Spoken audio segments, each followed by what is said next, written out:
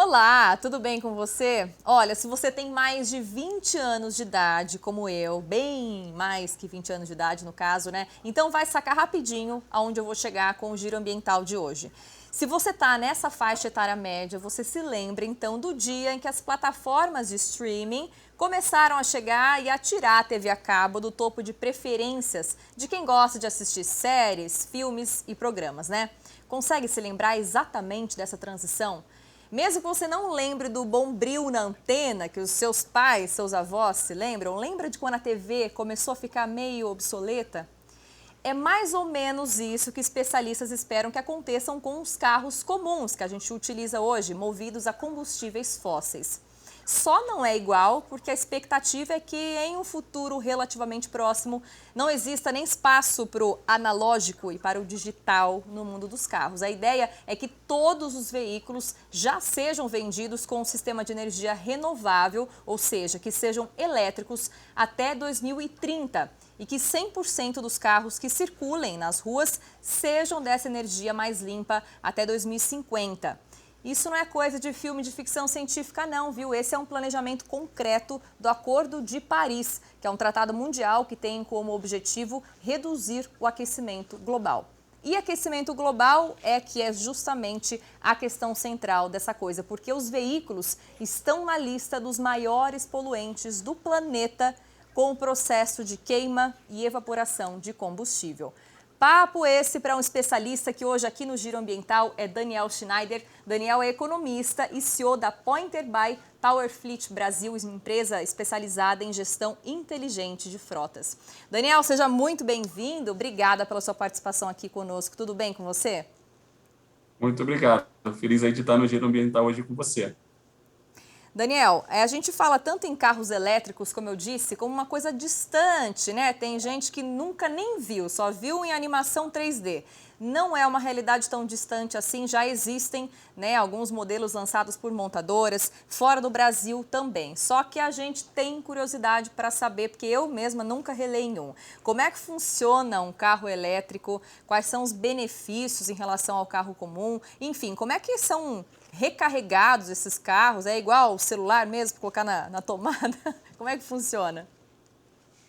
É, Muito bem. Então, primeira coisa, eu acho que é importante, daqui a menos de 10 anos assim no máximo, quase não vai ser mais produzido carros que não são elétricos. Não é, então, assim, está muito perto da revolução elétrica acontecer.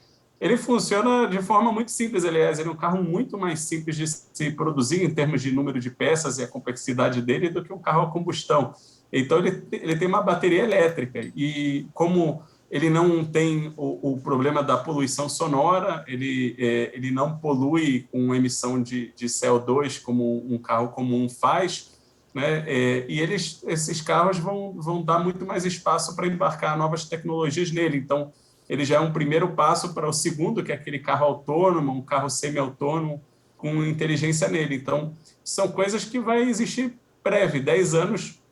Acredito que não vai ser mais produzido carros a combustão.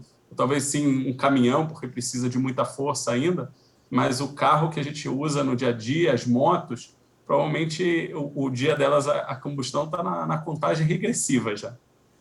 E esse processo já começou. Isso a gente já observa aonde exatamente? O que é que a gente tem hoje no mundo, tanto no debate quanto na produção de carros elétricos, de veículos elétricos? Olha, todo mundo conhece o caso da Tesla, do Elon Musk, do valor das ações dela que estão lá nos céus, né? Tá todo mundo apostando nessa onda do carro elétrico. Então, carro nos Estados Unidos, com certeza. A Volkswagen, que é a maior produtora de carros no mundo, já está começando a investir em carros elétricos. A Volvo já disse que vai sair dos carros a combustão. A Toyota está trabalhando muito em carros que são híbridos, né? Então ela está meio com um pezinho nos dois lugares, né? Não quer se comprometer ainda a sair totalmente do carro a combustão, mas um carro híbrido dela chega a fazer 30 quilômetros o litro contra, por exemplo, 10 de um carro a combustão. Então eles estão avançando. Então, praticamente todas as montadoras já entenderam como a banda toca e que a gente quer realmente é carros elétricos, né? Vão ser muito benéficos para todos nós como sociedade. Agora, Daniel, a gente sabe que não é tão simples assim quanto parece, né? A gente falar aqui dos benefícios, a gente envolve aí uma questão cultural, uma questão econômica e também de planejamento urbano, né? Essa implantação exigiria uma série de mudanças aí e um investimento, né? Qual que é a dificuldade em que a gente esbarra hoje ao falar de uma troca de uma frota, por exemplo, de uma empresa toda por carros elétricos? Muito, muito bacana essa questão. Primeiro, quando eu falo que em 10 anos provavelmente já quase não vai ser produzido carro a combustão, principalmente pelo valor econômico. Tá? O valor da bateria caiu em mais do que 90% nos últimos anos, porque cada vez mais estão produzindo mais, então fica mais barato produzir uma unidade, né? Então o valor da bateria está caindo, mas as tecnologias da bateria estão evoluindo muito, né? Porque um dos problemas originais do carro elétrico, para quem lembra, era que ele fazia a quilometragem dele era muito pequena, você precisava reabastecer ele várias vezes. Isso está sendo melhorado. De fato, isso muda, né? A gente está acostumado com posto de combustível, né? E agora a gente vai ter praticamente todo estacionamento vai ter as mangueiras elétricas, né? Para reabastecer através da eletricidade. É a mesma eletricidade que a gente usa em casa, talvez com a adaptação da voltagem específica para o veículo, mas vai criar e o posto de combustível provavelmente talvez mude para ser um posto de mudança da bateria, porque a bateria, quanto mais você usa e quanto tempo passa, ela estraga, que nem a bateria do celular. Depois de um certo número de vezes que ela é recarregada, ela começa a morrer, as células dela começam a morrer e aí exige uma troca. Provavelmente a gente vai precisar de ter alguns postos de troca da bateria quando ela estiver morrendo. Então, aí isso envolve também uma união de todas as esferas, né? Poder público, sociedade, é tudo junto, né, Daniel? Sim, sim. Hoje a gente tem as agências de transporte público vão todas ter que se adequar para isso, né? Isso vai impactar a rede elétrica, né? A gente vai estar consumindo mais eletricidade do que consumia antigamente. Imagina que no Brasil, se a gente pegar todos os tipos de veículo que tem, são mais ou menos perto de 100 milhões de veículos, né? Isso inclui motos, empilhadeiras e carros leves e caminhões. Então, vai aumentar bastante a demanda na rede elétrica e toda a sociedade tem que se preparar para isso. Espero que não seja como o planejamento do Covid aí que a gente veio vendo, né? Pois é, inclusive foi agora, né, Daniel, que a gente está vivendo essa pandemia e infelizmente ainda está um pouco longe, né, de deixar de viver, que a gente percebeu, inclusive aqui no Giro Ambiental, um debate um pouco mais amplo sobre como reorganizar os hábitos de vida para que eles sejam mais sustentáveis. Isso a gente está falando de carro elétrico, produção de lixo, qualidade do ar, são vários os temas que a gente aborda aqui e que unanimamente todo mundo diz que a pandemia ela trouxe uma brecha muito importante para a gente se readaptar, se readequar para poluir menos o meio ambiente. Essa é a sua visão também, Daniel? Esse momento de pandemia em que tem menos carros circulando na rua também pode ser um momento da gente reaprender a viver no planeta Terra? Muito bacana essa pergunta, porque tem um desafio muito grande aqui, né? Tem menos carros circulando na rua, mas também tem menos demanda de usar transporte público pelo perigo que ele existe. Então, você vê que tem um aumento muito grande na compra de carros de segunda mão, ou seja, tem muita gente querendo parar de usar transporte público para usar um transporte. Empresas como a Uber ou a 99, etc., que estavam na moda e era uma revolução também do transporte urbano, daí você fala, poxa, eu vou entrar num carro com alguém que eu não conheço, que entrou várias pessoas lá por uma doença que pode ser transmitida pelo ar. Então, quando a gente vê que vai ter, sim, uma demanda muito grande por carros usados. Aqui, a parte importante, falando de carros elétricos, é que o carro elétrico ele não garante o fim da poluição se não tiver alguns critérios. Primeiro, como aquela energia é produzida na geração dela. Se ela é produzida numa hidroelétrica, então você não tem o problema da poluição, mas se ela é gerada através da queima de carvão, por exemplo, então você está simplesmente mudando a poluição do centro urbano para outro lugar, mas a poluição continua existindo. E o segundo, como vai ser tratado o fim de vida das baterias, uma vez que você está falando de milhões e milhões de baterias que vão ter que ser tratadas de alguma forma.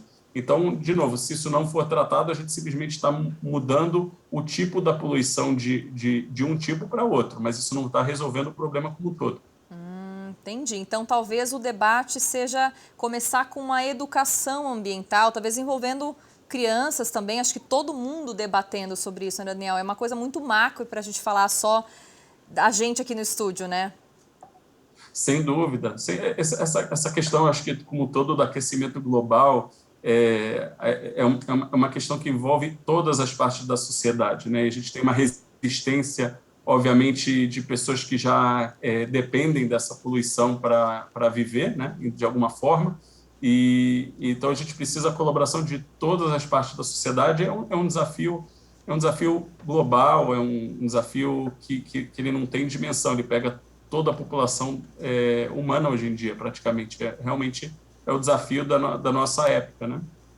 E essa questão cultural, né, que eu comentei, é muito importante, né, porque vamos pensar aqui na questão do Brasil, Daniel. A gente vive num país que hoje está de fora em grande parte das decisões mundiais, né? A gente vive aí um momento de instabilidade, inclusive política, nessa questão ambiental.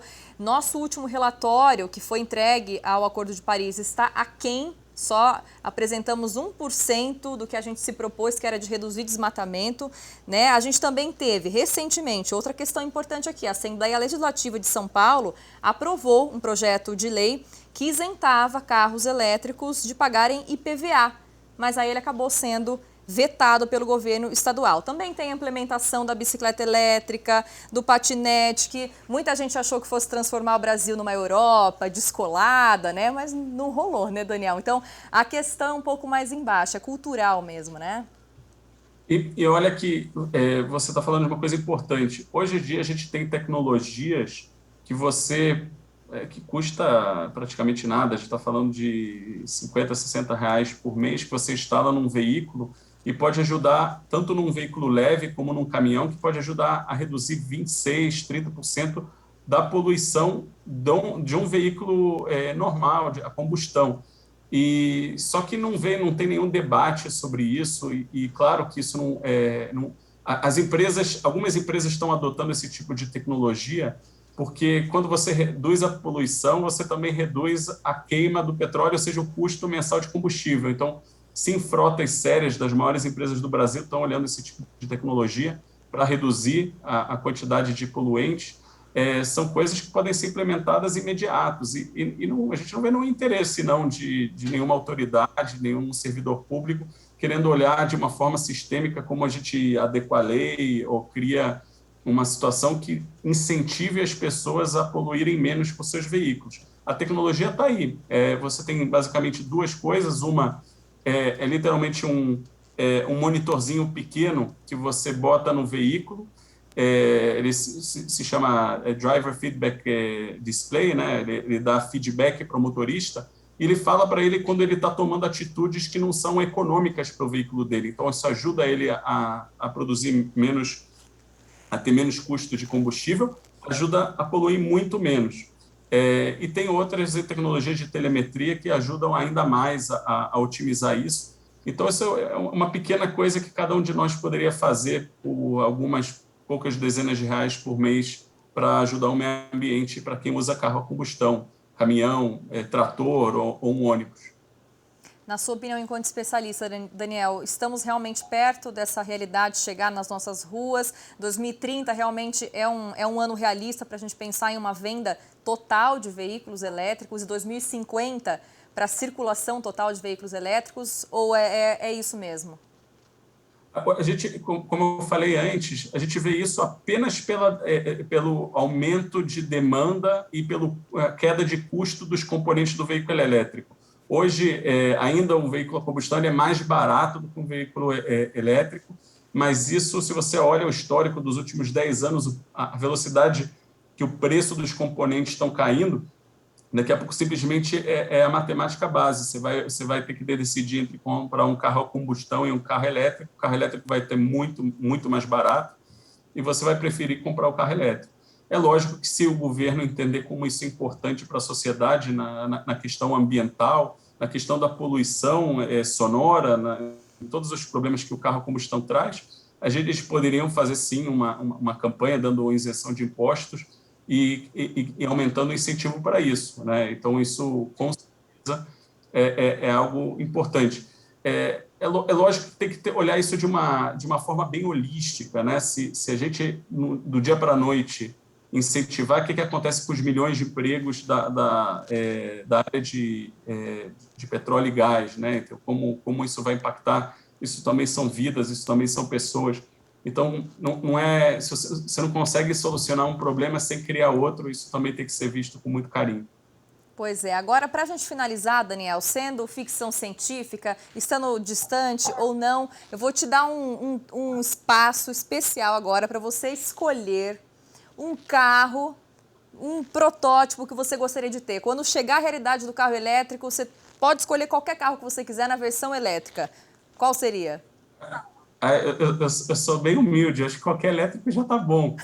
Mas, com certeza, eu escutei muito do Tesla e as pessoas que dirigiram ele, pelo menos amigos que contaram que dirigiram, falaram que parece que você está num filme de ficção científica. Então, eu tenho muita curiosidade de dirigir um Tesla nesses novos modelos que eles têm. São carros que têm uma tecnologia embarcada, então é um pouquinho como o nosso computador, ou seja, vai sendo embarcado novas e novas tecnologias. E a gente também produz algumas tecnologias que estão sendo embarcadas nesses carros de fábrica, né? Então, a gente mexe com isso, é muito divertido ver essas tecnologias nascendo e sendo usadas aí por todo mundo. É porque eu já escolhi o meu, viu, Daniel? Eu escolhi, se eu pudesse assim, escolher um carro, eu escolheria uma versão elétrica do DeLorean, o carro que fez sucesso na trilogia do De Volta para o Futuro, só que de Sem dúvida. preferência com um motor um pouco melhor, um pouco mais confortável, porque dizem que foi um fracasso de venda. Eu tenho um espírito meio retrô, anos 80, então eu escolho um DeLorean elétrico confortável. Tá aprovada a minha decisão? Se for com a capacidade de voltar ao futuro, com certeza. Perfeito. Daniel, obrigada pela sua participação, pela Muito entrevista. obrigado. Espero que as pessoas tenham gostado também, se inspirado um pouquinho para já ir escolhendo, né? Sonhar não custa nada, né, Daniel? É isso aí. Muito obrigada. Obrigada a você aí de casa também pela sua companhia de sempre aqui no Giro Ambiental. E já vai escolhendo o seu modelo, hein? Que o futuro, ó, tá logo aí. Te vejo na próxima edição do Giro Ambiental. Até logo. Tchau.